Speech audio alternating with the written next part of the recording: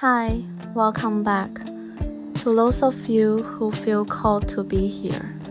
If you happen to click into this reading at this exact moment, I don't really see it as random. It feels more like some part of you, quietly, is looking for a signal of alignment. The theme for this week is a new sense of direction is emerging. A new feeling of direction is slowly beginning to surface. And I want to say this first, before we go any further. This theme is not about your life doing a sudden 180-degree turn. It's not asking you to quit your job, move cities, or make some huge decision right away. It's more subtle than that. It feels more like this moment when you begin to notice. Some things don't really fit me anymore. Not because you hate them, not because you failed, but because your body and your heart are starting to be honest with you. It's a quiet honesty, and it tends to rise slowly. So when I was pulling the cards, I didn't ask the universe very practical questions. I asked things on a deeper, more internal level. For the tarot cards, these were the questions I asked. The first question was, what is the new sense of direction that is currently emerging within the viewer?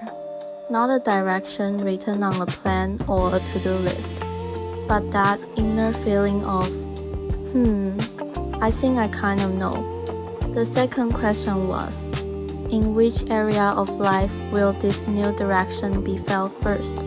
It might not be work. It might not be relationships.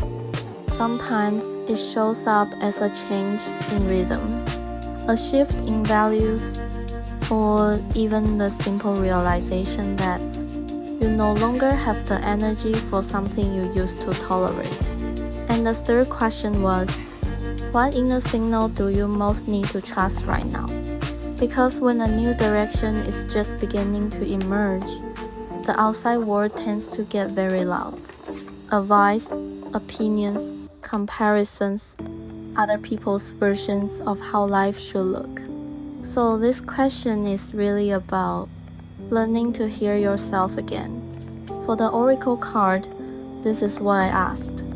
How does the universe invite you to gently follow this emerging direction? Not by pushing you forward, not by forcing a choice, but by moving in a way that doesn't harm you and doesn't require you to abandon yourself. So if you're currently in a place where nothing big is happening on the outside, but something inside is clearly changing, this message may be speaking directly to you. And as always, before we begin, please remember to only take what resonates with you. Anything that doesn't, you can simply let it stay in the air. Alright, let's take a look at this week's cards. The main tarot card for this week is the Fool, reversed. And in this deck, it's a very special version of the Fool. Instead of the familiar image of a human standing near a cliff, this Fool appears as a jackalope, a rabbit with antlers. When I first saw this card, I actually felt myself grow a little quieter inside, because this rabbit doesn't feel reckless, and it doesn't feel lost. It feels very primal, very alive. Rabbits carry a sense of lightness, life force, playfulness. This week's energy is not asking you to spring forward. It's asking you to return to your body, to your instincts, and to notice when you feel like you can breathe. The antlers are what really stand out to me. In folklore and alchemical symbolism, antlers often represent a kind of wisdom that hasn't fully matured yet. They exist in the space between intuition and the unknown. And this fits beautifully with the Fool reversed. It's not about foolishness. It's more like saying, I know I don't want to keep moving forward in the old way, but the new way, I'm still feeling it out. The 3 flowers on the rabbit's head are also important. The number 3 is a number of formation. Something has already begun to take shape, but it doesn't need to be acted on immediately.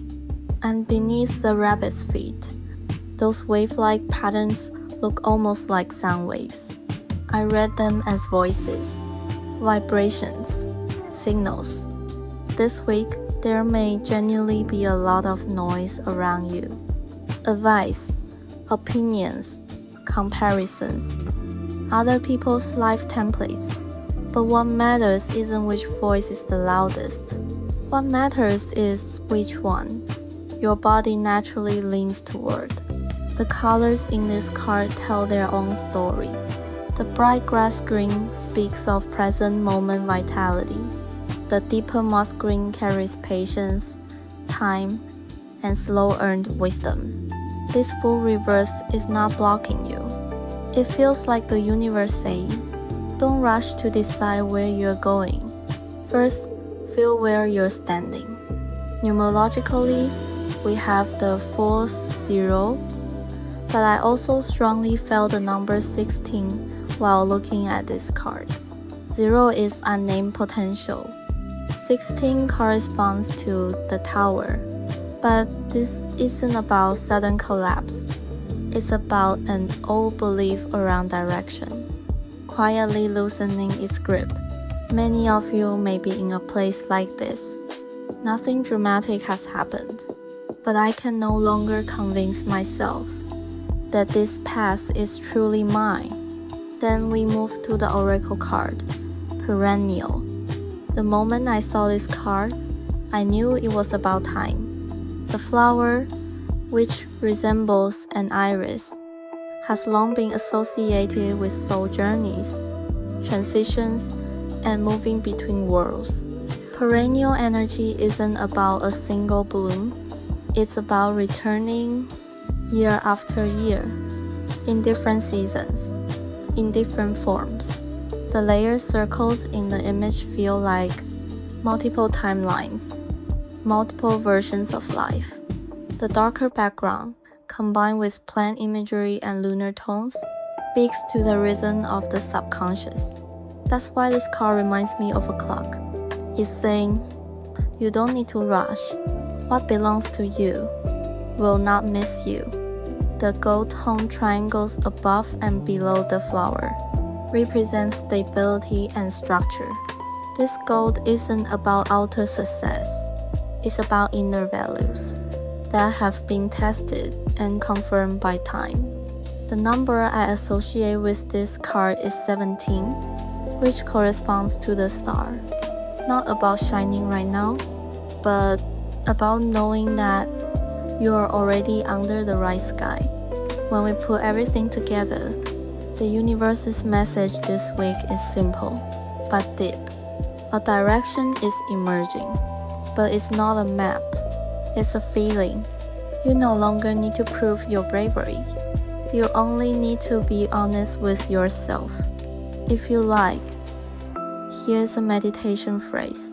You can gently return to whenever you need it. I allow direction to emerge within me, without rushing it into form. And here's a poetic reminder for you. Not every moment of being lost is a mistake.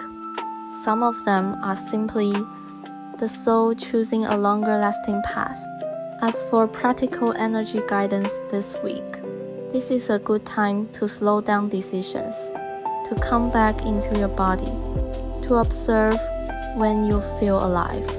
It's not a great time to force answers or to choose a path just to feel safe.